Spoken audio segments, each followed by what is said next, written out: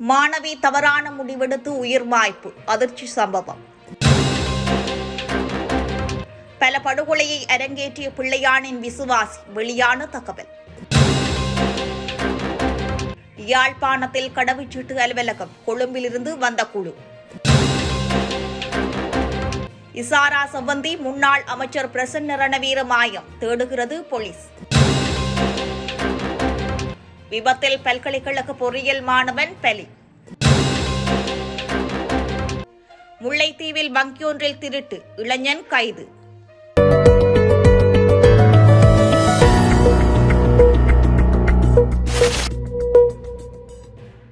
மன்னாரில் பெற்றோரால் கல்விக்காக விடுதியில் இணைக்கப்பட்ட மாணவி ஒருவர் தவறான முடிவெடுத்து உயிரிழந்துள்ளார். குறித்த சம்பவம் நேற்றிரவு இடம்பெற்றுள்ளதாக முருங்கன் காவல்துறையினர் தெரிவித்துள்ளனர்.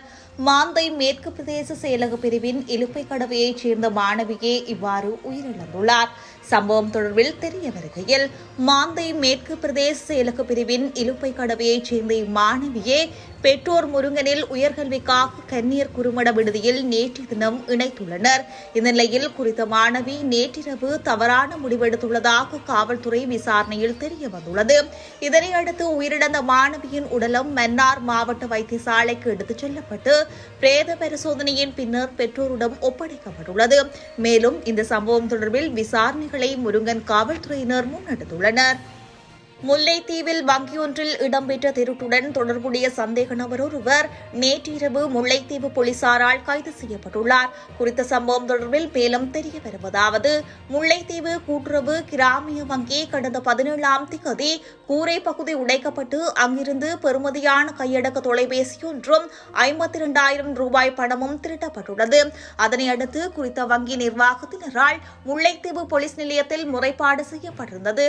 அதனையடுத்து குறித்த கிராமிய கூட்டுறவு சங்கத்தின் பொருத்தப்பட்ட கண்காணிப்பு கருவியின் உதவியுடன் திருடப்பட்டதாக கூறப்படும் சந்தேக நபரின் முகநூலில் போடப்பட்ட தொலைபேசி பதிவினையும் அடித்தளமாக கொண்டு நேற்றைய தினம் குறித்த திருட்டுடன் தொடர்புடைய சந்தேக நபர் கைது செய்யப்பட்டுள்ளார்.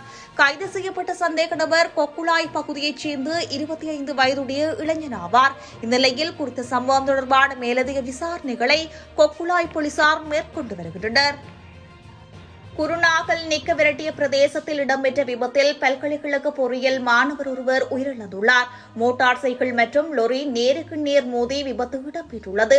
மோட்டார் சைக்கிளை ஓட்டிச் சென்ற பன்னிப்பட்டிய பகுதியைச் சேர்ந்த 26 வயதான கவிந்த ருக்ஷான் விஜய் பண்டார என்ற இளைஞர் உயிரிழந்துள்ளதாக போலீசார் தெரிவித்துள்ளனர். விபத்து நடந்த நேரத்தில் உயிரிழந்த இளைஞருடன் மோட்டார் சைக்கிளில் பயணித்து கெட்டிப்போல பகுதியைச் சேர்ந்த 18 வயதான சதீப சதுரங்க என்ற இளைஞன் ஆபத்தான நிலையில் நிக்க விரட்டிய ஆதார மருத்துவமனையில் அனுமதிக்கப்பட்டுள்ளார்.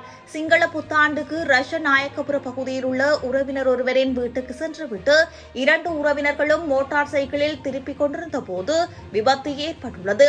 மாணவரின் பிரேத பரிசோதனையை மேற்கொண்ட அதிகாரி முதுகுத்தண்டு, விலா எலும்புகள், முதுகெலும்பு மற்றும் உள்ளுறுப்புகளுக்கு ஏற்பட்ட பாதிப்பால் மரணம் ஏற்பட்டதாக தெரிவித்துள்ளார். சம்பவம் தொடர்பில் லொரியின் சாரதி போலீசாரால் கைது செய்யப்பட்டுள்ளார்.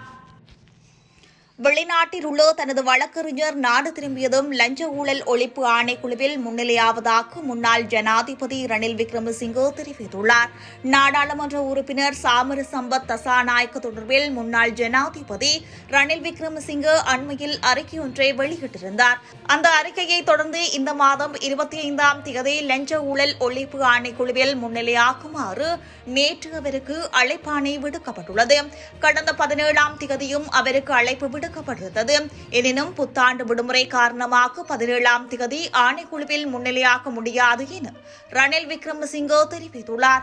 இந்த நிலையில் எதிர்வரும் 25ஆம் தேதி முன்னிலையாகுமாறு அறிவிப்பு விடுக்கப்பட்டுள்ளது. இதனையடுத்து தனது வழக்கறிஞர் இன்னும் வெளிநாட்டில் இருக்கிறார். அவர் நாட்டை வந்தடைந்ததும் லஞ்ச ஊழல் ஒழிப்பு ஆணைக்குழுவில் முன்னிலையாகும் திகதி குறித்து அறிவிப்பதாக ரணில் தெரிவித்துள்ளார். கொழும்பு புதுக்கடை நீதிமன்றத்திற்குள் பிப்ரவரி மாதம் 19ஆம் தேதி பாதாள உலக கும்பலைச் சேர்ந்த கனேமுள்ள சஞ்சீவ என்பவரை சுட்டுக் கொலை செய்வதற்கு துப்பாக்கிதாரிக்கு உதவி செய்ததாக கூறப்படும் இசாரா சம்பந்தி இதுவரை கைது செய்யப்படவில்லை என போலீஸ் தலைமையகம் தெரிவித்துள்ளது. அதேபோல 2010ஆம் ஆண்டில் போலி ஆவணங்களை தயாரித்து கிரிபத் கொடை பிரதேசத்தில் உள்ள அரசகாணி ஒன்றை விற்பனை செய்த சம்பவம் தொடர்பில் போலீசாரால் தேடப்பட்டு வரும் முன்னாள் அமைச்சர் பிரசன்ன ரணவீரவும் இதுவரை கைது செய்யப்படவில்லை என போலீஸ் தெரிவித்துள்ளது. இது தொடர்பில் போலீஸ் தலைமையகம் தெரிவிக்கையில், கனேமுள்ள சஞ்சீவ என்பவரின் கொலை சம்பவத்துடன் தொடர்புடைய இசாரா செவ்வந்தி பிப்ரவரி மாதம் 19ஆம் திகதியிலிருந்து மாயமாகியுள்ளார். இந்நிலையில் முன்னாள் அமைச்சர் பிரசன்ன ரணவீர மார்ச் மாதம் 7ஆம் திகதியிலிருந்து மாயமாகியுள்ளார். பிரசன்ன ரணவீரரை கைது செய்வதற்காக கழனி பிரதேசத்தில் உள்ள அவரது வீட்டிற்கு சென்ற போதும் அவர் அங்கிருந்து தப்பிச் சென்றுள்ளார். இசாரா செவ்வந்தி மற்றும் பிரசன்ன ரணவீர ஆகியோர் தொடர்பில் இதுவரை எந்த தகவல்களும் கிடைக்கவில்லை. இது தொடர்பில் குற்றப்புலனாய்வு திணைக்கள அதிகாரிகள் தொடர்ந்து விசாரணைகளை மேற்கொண்டு வருகின்றனர். இந்த நிலையில் இசாரா சிவந்தி மற்றும் பிரசன்ன ரணவீர ஆகியோர் நாட்டை விட்டு தப்பிச் சென்றிருக்கலாம் என சந்தேகிப்பதாக போலீசார் மேலும் தெரிவித்துள்ளனர். கொழும்பு குற்றப்புலனாய்வு திணைக்கள அதிகாரிகளால் பிள்ளையான் கைது செய்யப்பட்டு விளக்கமறியலில் வைக்கப்பட்டுள்ளார். இந்த நிலையில் நாட்டில் ஒளிந்திருக்கும் பிள்ளையானின் முக்கிய TMVP உறுப்பினர் அஜித் என்று சொல்லப்படுகின்ற குறித்த நபர் வாழைச்சேனை பிரதேசத்தில் நடந்த படுகொலைகள் அனைத்திற்கும் காரணமாக இருந்தவர் என கூறப்படுகிறது. அத்தோடு இவர் பிள்ளையானின் நெருங்கிய விசுவாசமாக செயல்பட்ட இவர் வாழைச்சேனை மக்களுக்கு நன்கு அறிந்த ஒருவர் என்றும் இன்னும் பலர் இருக்கின்றார்கள் என்றும் மட்டக்களப்பு சமூக ஆர்வலர்கள் தெரிவிக்கின்றனர். தீவுச்சேனை பகுதியில் அமைந்திருந்த பிள்ளையான் குழுவின் முகாம்களில் கடந்த காலத்தில் பல பொதுமக்கள் படுகொலை செய்யப்பட்டு மறைமுகமாக புதைக்கப்பட்டு மனித உடல்கள் மறைக்கப்பட்டிருக்கின்றன. இது தொடர்பாக சரியான விசாரணை நடாத்தப்பட வேண்டும் என்றும் அப்போதுதான் பல உண்மைகள் கண்டறியப்படும் எனவும் சமூக ஆர்வலர்கள் தெரிவித்துள்ளனர். இவரை போன்று பலர் பிள்ளையானுக்கு உறுதுணையாக இருந்த பலர் இன்னும் சமூகத்தில் நடமாடுவதாகவும் அவர்களையும் கைது செய்து தடுப்பு காவலில் வைத்து விசாரணை நடாத்த வேண்டும் எனவும் மட்டக்களப்பு சமூக ஆர்வலர்கள் கோரிக்கை விடுத்துள்ளனர். அதேவேளை இலங்கையின் கிழக்கு பல்கலைக்கழக முன்னாள் உபவேந்தர் பேராசிரியர் சுப்பிரமணியம் ரவீந்திரநாத் கடத்தப்பட்டு காணாமல் போன சம்பவம் தொடர்பில் பிள்ளையான் கைதானமை குறிப்பிடத்தக்கது. யாழ்ப்பாணத்தில் குடிவரவு மற்றும் குடியகழ்வு திணைக்களத்தின் பிராந்திய அலுவலகத்தை ஆரம்பிப்பதற்கு அமைச்சரவை அனுமதி வழங்கியுள்ளது. இந்த நிலையில் இன்னும் ஓரிரு வாரங்களில் இயங்கு நிலையை அடையக்கூடிய வகையில் யாழ்ப்பாணத்தில் கடவுச்சீட்டு அலுவலகத்துக்கான பணிகள் துரிதகதியில் இடம்பெற்று வருகின்றன.